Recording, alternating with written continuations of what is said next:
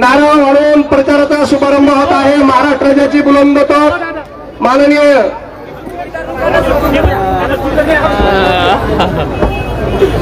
गुलाल पडे गुलाल हाताला पाठवूया। काँग्रेस पक्षाचा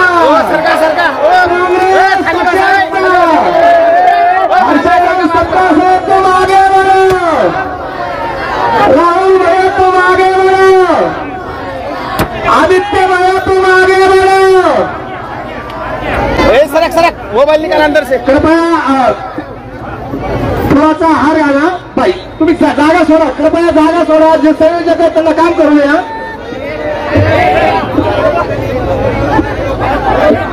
एक मिनिट हॅलो हॅलो आवाज मी सत्कारासाठी कृपया बोलू का सर्वांचा सत्कार परळी तालुका काँग्रेस कमिटी परळी शहर काँग्रेस कमिटीच्या वतीनं होत आहे।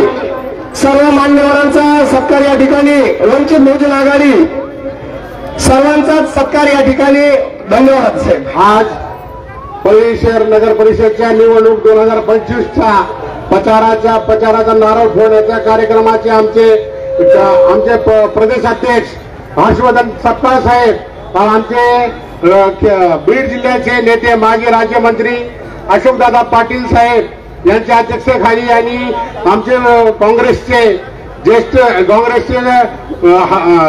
प्रदेश अध्यक्ष हर्षवर्धन सपकाळ साहेब यांच्या प्रमुख उपस्थित हा प्रचाराचा नारळ त्यांच्या शुभ हस्ते व आमचे वंचितचे जिल्हाध्यक्ष शैलेश मुंडे यांच्या शैलेश कांबळे यांच्या समक्ष यांच्या उपस्थित हा नारळ फोडण्याचा कार्यक्रम संपलेला झाला आहे आणि आज प्रचाराचा शुभारंभ त्याप्रमाणे होत आहे।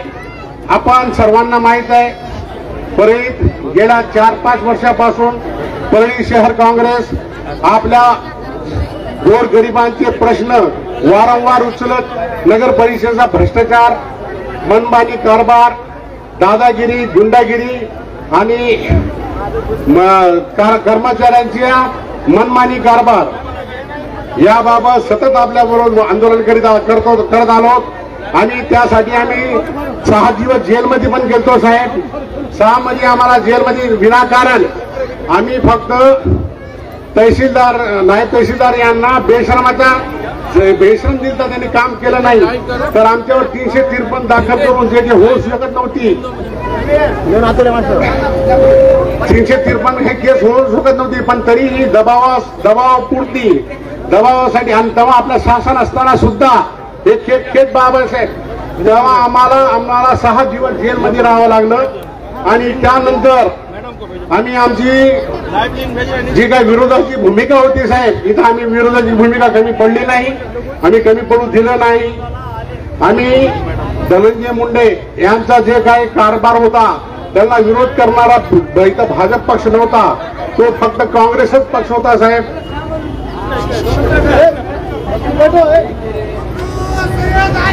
काँग्रेसनं त्यांचा विरोध केला। इथं परळीत अशी दहशत होती साहेब, परळीत दहशतीच्या वातावरणामध्ये कोणीही बोलू शकत नव्हतं, कोणी उघड येऊन प्रचार करू शकत नव्हतं, कोणीही समोर येऊन फ्रंटवर येऊन प्रचार करू शकत नाहीत। आम्ही लोकसभेचा प्रचार केला साहेब। लोकसभेला काँग्रेसच्या पूर्ण टीमनं फ्रंट येऊन समोर येऊन आपला प्रचार केला आणि त्या गलोगली जाऊन त्यांचा पॉम्पलेट आम्ही पोहोचविण्याचं काम केलं। विधानसभेलाही आम्ही त्यांचं काम केलं। लोकसभेला आम्ही आमच्याकडे 30 बूथ घेतले होते साहेब। 30 बूथामध्ये 28 बूथावर त्यांना मताधिकार दिलं, ज्यामुळे 6000च्या मतानंच ते काँग्रेस आपला बजरंग बाप्पा सोनवणे हे निवडून आले होते। आणि त्यानंतर आम्हाला असं वाटलं की विधानसभेलाही आम्ही काम केलं, लोकसभेलाही काम केलं। आम्हाला वाटलं त्या नगर परिषदला आम्हाला अध्यक्षपदाचा काँग्रेसला चान्स देतील, पण त्यांची नीतिमत्ता नव्हती साहेब। त्यांचा विचार वेगळाच होता, त्यांना त्यांचा पक्षच वळवायचा होता। त्यांनी त्यांचा पक्ष आपला पक्ष माझा झिरो करायचा असा त्यांचा विचार होता. आम्ही तो मान्य केला नाही. आम्ही स्वतंत्र लढण्याचा आम्ही निश्चय केला. स्वतंत्र लढण्याचा विचार केल्यावर आमच्या बरोबर वंचित बहुजन आघाडी यांनी आपला हातमिळवणी केली आणि आम्ही दोघांनी मिळून इथं 22 उमेदवार दिले आणि पुरस्कृत आम्ही 8 उमेदवार केलेत. असे आम्ही 30 उमेदवार आम्ही या नगर परिषदेच्या 34 पैकी 35 पैकी 30 उमेदवार आम्ही रिंगणात उभा केले आणि नगराध्यक्षासाठी आपला काँग्रेसचाही उमेदवार त्यांनी आम्ही उभा केला. नगराध्यक्ष सय्यद मैमुना हनीफ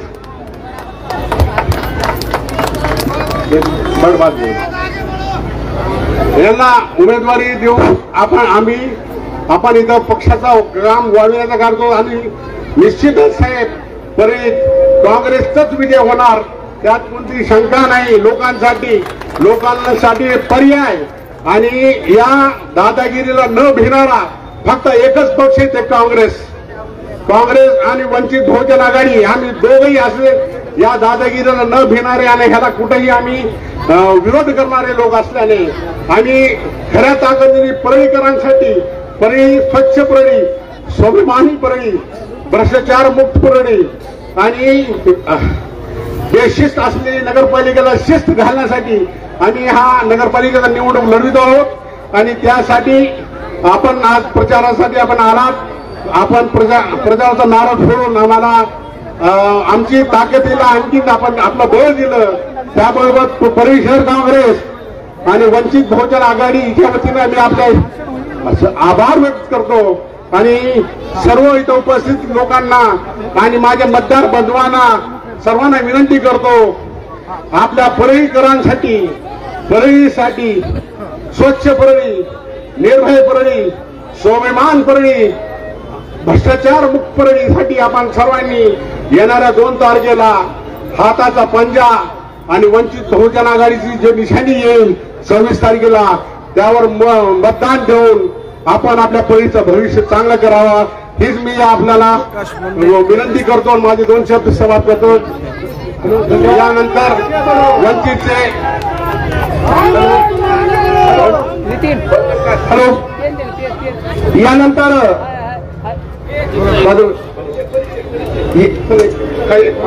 यानंतर तुम्ही बोललं गेलं तर पक्ष इकडे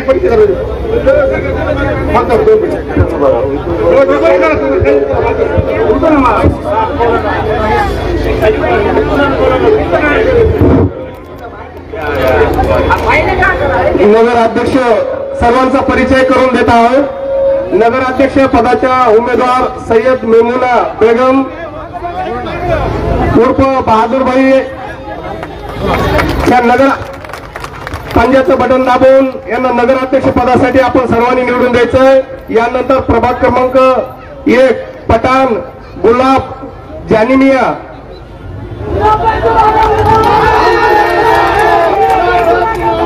प्रभाग क्रमांक 2 ब सय्यद हनीफ करीम, ब2 मध्ये सय्यद हनीफ करीम, वार्ड क्रमांक 3 शेख बिस्मिल्ला बेगम महबूब, व वार्ड क्रमांक 4 संदीप रमेश ताटे, ब सय्यद फारूक गनी, वार्ड क्रमांक 4 अ संदीप रमेश ताटे, वंचित आघाडी सिरसाट,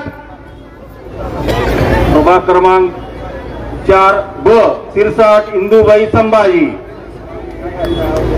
प्रभाग क्रमांक 5 अ बालासाहेब सोपान जगतकर वंचित बहुजन आघाडी, प्रभाग क्रमांक 6 अ मोरे सुलभा मोहनराव, प्रभाग क्रमांक 7 ब दस्तगीर लाल शेख, प्रभाग क्रमांक 8 सय्यद साजिद इब्राहिम, प्रभाग क्रमांक 8 अ गायकवाड लक्ष्मी विश्वनाथ, प्रभाग क्रमांक 9 अ गौतम सुधाकर साळवे, प्रभाग क्रमांक 9 ब शेख रेहाना बाबा मिया, प्रभाग क्रमांक 10 अंजली विक्की क्षीरसागर वंचित बहुजन आघाडी, प्रभाग क्रमांक 11 अ कल्पना मनोहर कांबळे वंचित बहुजन आघाडी, प्रभाग क्रमांक 13 ब मंदाकिनी देरीचंद मुंडे, प्रभाग क्रमांक 15 डॉक्टर मुजावर शाहिद बनेमिया, प्रभाग क्रमांक 15 अस्मत शाकीर शेख वंचित बहुजन आघाडी, प्रभाग क्रमांक 16 मुलानी जुनेद मुख्तार, प्रभाग क्रमांक 17 खान रसूल अफसर, प्रभाग क्रमांक 17 देवकर शोभा विश्वनाथ।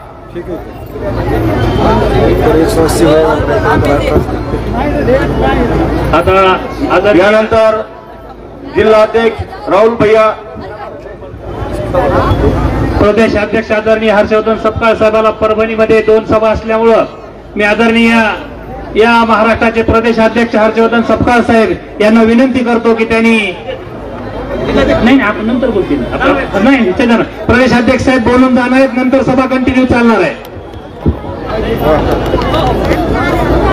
परळी गावातील तमाम नागरिकांना माझा सप्रेम जय जगत। आज बरोबर 6.5 महिन्यानंतर मी पुन्हा एकदा परळीत या ठिकाणी आलेलो आहे। त्याच ठिकाणी तीच भूमिका घेऊन 6.5 महिन्यानंतर पुन्हा येणं हा एका राजकीय कार्यकर्त्याच्या आयुष्यातला लाभलेला सुवर्ण क्षण आहे। सुवर्ण क्षण म्हणण्याचं कारण असं की बरोबर 4 मे 2025 ला महाराष्ट्रामध्ये जे बीडच्या नावाला आणि परळीच्या नावाला काळीक लागली होती। परळी म्हटल्यानंतर गुंडांचं गाव, परळी म्हटल्यानंतर खंडणीखोरांचं गाव, अशा प्रकारचं एक वातावरण महाराष्ट्रात तयार झालं होतं।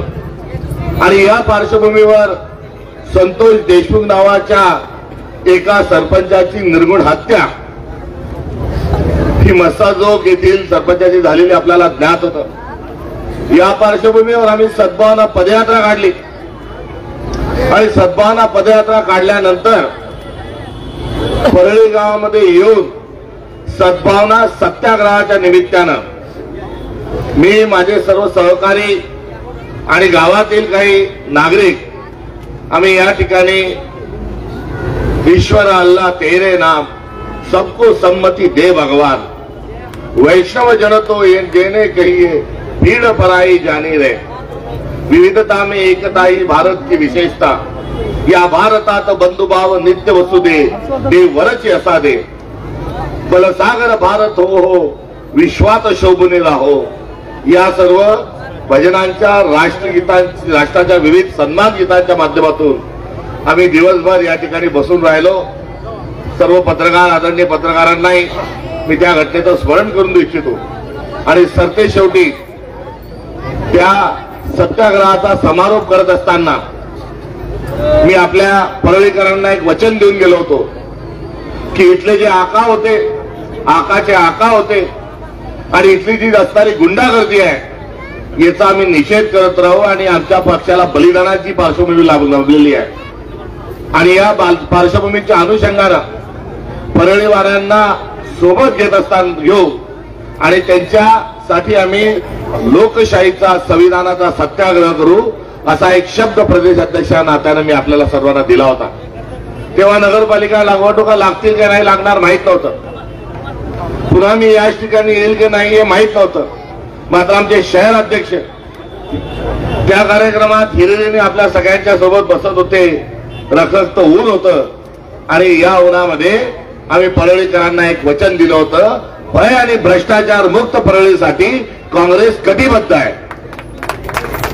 आणि आज त्या शब्दांची आठवण मी माझ्या पक्षातल्या सहकाऱ्यांना, परळीवासियांना या ठिकाणी करून देऊ इच्छितो। आज निवडणुकीचा योग आला, निवडणूक योग नाही तर निवडणूक सण आहे। जशी दिवाळी असते, जसा दसरा असतो, जशी ईद असते, जशी बौद्ध पौर्णिमा असते, जसा ख्रिसमस असतो, जशी गुरुनानक जयंती असते, तसं सणसण करून चालणार नाही। सण आल्यानंतर कुठे भेटतं का, कुठे मेळ लागतो का हे पाहणं म्हणजे सण साजरा करणं नाही।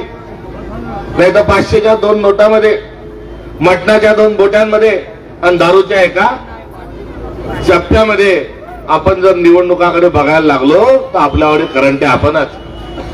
भारतीय जनता पक्ष कसा पैसे खात होता हे आपल्याला माहिती आहे. आणि त्याच्यासोबत टाइम पुढे गेला आणि हातात घड्याळ आली. घड्याळीनं तर काय केलं तर जिल्हा बँकेतून टेम्पो लावून नोटाचे नोटा ज्या आहेत टेम्पो लावलं पिळून परळीला आणू टाकल्या. टाकणारे लोक कोण हेही आपल्याला माहिती आहे. त्यांना घरात बसून आपण चहा बाजू शकत नाही. इतके विचित्र आणि विकृत लोक यांनी काय काय केलं हे माझ्यापेक्षा तुम्हाला जास्ती माहिती आहे. त्यामुळे कोळसा किती उघडला तर काळाच्या काळाच तो राहणार आहे. मात्र यांच्याजवळ आता आलेले पैसे आणि या लोकशाहीच्या सणाच्या वेळेस हे एक खेळ खेळतात आहे. पैसा फेक तमाशा देख नावाचा खेळ खेळतात आहे. आणि परळीकरांना विकत घेण्याचा एक कारस्थान त्यांनी सातत्याने जे चालवलंय त्यांना आपल्याला दाखवून द्यायचं आहे की परळीवाला माणूस हा स्वाभिमानी आहे, तो लाचार नाही. आणि लाचारी अजिबात खपून न घेता आपण भयमुक्त आणि भ्रष्टाचार मुक्तच्या नाऱ्याच्या माध्यमातून आमच्या सोबत राहावं. आम्ही प्रामाणिकपणे आपल्याला साथ देऊ हेच या ठिकाणी सांगतो. ते खरोखर बदमाश आहेत आणि असतील तर तुमच्या पण प्रामाणिकपणाची परीक्षा या निमित्ताने. मतदाराला बाजारात उभं केलंय. नागरिक आहे म्हणून मतदार आहे, मात्र नागरिक जो आहे ते नागरिकत्व गहाण ठेवलंय. आणि लोकशाहीचे दिंडोळे काढत असताना डोळ्यात डोळे घालून बघण्याची हिंमत त्यांच्याजवळ नाही. नैतिकता नावाचा विषय त्यांच्याजवळ शिल्लक नाही. अशा विकृत लोकांच्यामुळे परळी बदनाम झालेली आहे की अधर्मी सर्व लोक जे आहेत यांना आपण या धर्मबद्धाच्या माध्यमातून या सणांच्या निवडणुकीच्या सणाच्या माध्यमातून जरूर धडा शिकवावा हीच एक विनंती आपल्याला करण्यासाठी पुनश्च एकदा या ठिकाणी आलोय.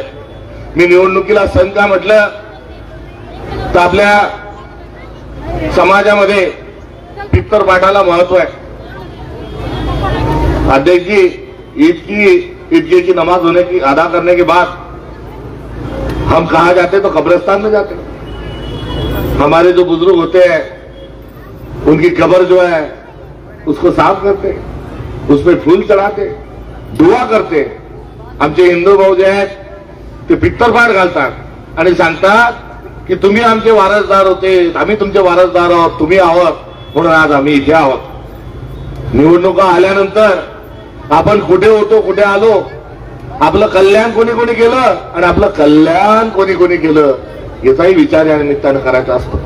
आज महात्मा गांधी, पंडित जवाहरलाल नेहरू, सरदार वल्लभभाई पटेल, मौलाना अब्दुल कलाम आझाद यांच्यासारखी राष्ट्राला महात्मा गांधींपर्यंतचे संत आपल्याला लाभलेले आहेत. शिवशाहू फुले आंबेडकरांचा वारसा आपल्याला लाभलेला आहे. तथागत गौतम बुद्ध, महावीर, बसवेश्वर, चक्रधर स्वामी, संपूर्ण वारकरी संप्रदाय, गाडगे महाराज, तुकडोजी महाराज यांचाही वारसा आपल्याला लाभलेला आहे. आणि या सर्वांचं स्मरण केलं तर एकच चिन्ह आपल्या सगळ्यांच्या समोर येतं, ते म्हणजे पंजा, पंजा आणि पंजा. आणि या सर्वांमध्ये घटनेचे शिल्पकार महामानव डॉक्टर बाबासाहेब आंबेडकर यांनी स्वातंत्र्य संग्राम आणि एकंदरीत आपली आध्यात्मिक जी परंपरा आहे ही सगळं एकत्रित करून आपल्या संविधानाला साकार करण्याचं काम केलं. आणि आज मला अभिमान आहे, मी आदरणीय बाळासाहेब उपाख्या प्रकाश आंबेडकर साहेबांना भेटण्याकरता राजगृहावर गेलो होतो आणि सांगितलं होतं की साहेब आज मनुवादी आणि संविधानवादी अशी लढाई सुरू आहे आणि आज तुझं माझं एक बाजूला ठेवून आजचा युगधर्म आहे, आज काळाची गरज आहे, आपण सोबत असलं पाहिजे. आणि त्यांना माझ्या वंचितच्या बांधवांना आज माझ्या घरात वंचितचा जो दुपट्टा घातलाय त्याच्याबद्दल मी स्थानिक कार्यकर्त्यांनाही त्यांनाही धन्यवाद देतो. मात्र तुमचा आणि आपला अलायन्स नॅचरल आहे. कारण परमपूज्य डॉक्टर बाबासाहेब आंबेडकरांचं आडनाव काय होतं? सपकाळ त्यांचं आडनाव होतं. आणि माझं आडनाव काय? त्यामुळे दोन ठाकरे एकत्र आले तर टीव्हीवर बातम्या येतात, मात्र दोन सपकाळ जर एकत्र आले तर कुठे बातमी येत नाही. वंचितच्या मंडळींनी याचं काय कारण असेल ते समजून घ्यावं आणि हा युगधर्म जो आहे आपण सोबत हातात हात घालून काम केलं पाहिजे. त्यामुळे वंचितच्या या मंडळींचं, वंचितच्या सर्व कार्यकर्त्यांना मी धन्यवाद देतो. माझा जिल्हाध्यक्ष राहुल सोनवणे याचंही अभिनंदन करतो की प्रत्येक ठिकाणी त्यांनी वंचितला सामावून घेतलं. कारण ही लढाई आपल्याला सर्वांना एकत्रित स्वरूपाची लढायची आहे. मी सरते शेवटी माझ्या मुस्लिम बांधवांना सांगू इच्छितो, दिवाली में है वली, दिवाली में है वली और रमजान में है राम। का इस देश में अलग अलग है हिंदू और मुसलमान। राजकारणाची शाळा भरवल्या जात आहे। हिंदूला हिंदूला मुसलमानाशी लढवल्या जात आहे, मराठ्याला ओबीसीशी लढवल्या जात आहे, ओबीसीला व्हीजेएनटीशी लढवल्या जात आहे, व्हीजेएनटीला आदिवासीशी लढवल्या जात आहे। आणि याचा कल्पित दुसरा तिसरा कोणी नाही तर या महाराष्ट्राचा मुख्यमंत्री देवेंद्र फडणवीस या महाराष्ट्रात भांडण लावणार आहे। नार्कोटेक्स करा, नार्कोटेक्स करा, नार्कोटेक्स करा, मोठ्या बातम्या येतात आहे। मात्र माझी जी प्रदेशाध्यक्ष नात्यानं मागणी आहे की अरे कोणाच्या करायच्या असतील नसतील या करा नका करू, मात्र महाराष्ट्राचा सगळ्यात मोठा दुश्मन, जाती जाती धर्मात भांडणं लावणारा माणूस, भ्रष्टाचार करणारा माणूस तो दुसरा तिसरा कोणी नाही देवेंद्र फडणवीस आहे। या एकट्या देवेंद्र फडणवीसाची नार्को टेस्ट करा, सगळे ते सगळं घबाड बाहेर आल्याशिवाय राहणार नाही। आणि या देवेंद्र फडणवीसालाही आपल्याला धडा शिकवायचा आहे। तुम्ही बीडवाले तर ते देवेंद्र फडणवीसावर विशेष प्रेम करणारे, मला तर माझं काही डोकं काम करत नाही। देवेंद्र फडणवीस जॅकेटच्या या खिशात एक नेता, या खिशात एक नेता, या खिशात एक नेता, या खिशात एक नेता, या खिशात एक नेता। अरे एवढा जाज्वल्य इतिहास संतांच्या भूमीतले आहात आणि आज हे मांडलिकत्व जे देवेंद्र फडणवीसांचं जे स्वीकारलंय त्याच्या सगळ्या कच्च्या बच्चांना आपण दूर फेका हे आव्हान या निमित्तानं करतो। बीड हे अत्यंत महत्वाचं शहर आहे। या शहरामध्ये सर्व गुन्हेगार राहतात। हमारे मुस्लिम भाई को भी बेवकूफ करना चाहता हूं कि हलाल और हराम का फर्क समझने वाली यहाँ की कौम है और हलाल के साथ में रहते हुए हराम के साथ यदि रह रहे हो तो ये हरामजादों को भी सबक सिखाने का मौका आज ऊपर वाले ने आपको दिया है। हम जो भी आपसे कह रहे हैं वो आपका हमारा हक मांग रहे हैं और हमको हक तो अदा करना ही होगा और हक हमको अदा करना ही चाहिए। ये भी मैं आपको गणतंत्र का लोकशाही का वास्ता यहाँ पर देते हुए परळी का नाम रोशन करना है आणि परळीच्या या गुंडागर्दीला मोठमाती देण्याकरता आणि इथले डॉन आका खोक्या अजून काय काय आले नवीन नवीन शब्द महाराष्ट्राला दिले। आता गड्डा करा याच्यात हे सगळे टाकून द्या, गाडून द्या। मी 6 महिन्यापूर्वी आलो होतो तेव्हा सद्भावनेचा नारा दिला होता। आज तीच सद्भावना मनात आहे। ती सद्भावना आम्हाला स्वातंत्र्य सैनिकांपासून मिळाली आहे, इंदिरा गांधी राजीव गांधी पासून मिळालेली आहे आणि पुढच्या काळातही मी अशोकराव पाटील साहेबांच्या साक्षीने आपल्याला सर्वांना अभिवचन देतो की हा सद्भावनेचा मंत्र आम्ही पुन्हा मनात आणि हृदयात घेत पुढे जात राहू हे आपल्याला सर्वांना त्याचा अभिवचन देतो। आणि परळीमध्ये माझ्या आधी प्रदेश अध्यक्ष कधी आला होता हे तुम्हाला आठवत नाही, मात्र आता मी पहिले 6.5 महिन्याने आलो होतो, आताही आलो। मला वारंवार परळीमध्ये येण्याची संधी आपण सर्वांनी करा, कारण मी जी लढाई लढतोय ही माझी लढाई नाही, मी विचारांची लढाई लढतोय आणि परळीकरांची लढाई लढतोय आणि या परळीकरांची लढाई लढत असताना तुम्ही आमच्या सर्वांच्या सोबत राहा हे हात जोडून कळकळीचं आवाहन करतो। थांबतो। धन्यवाद।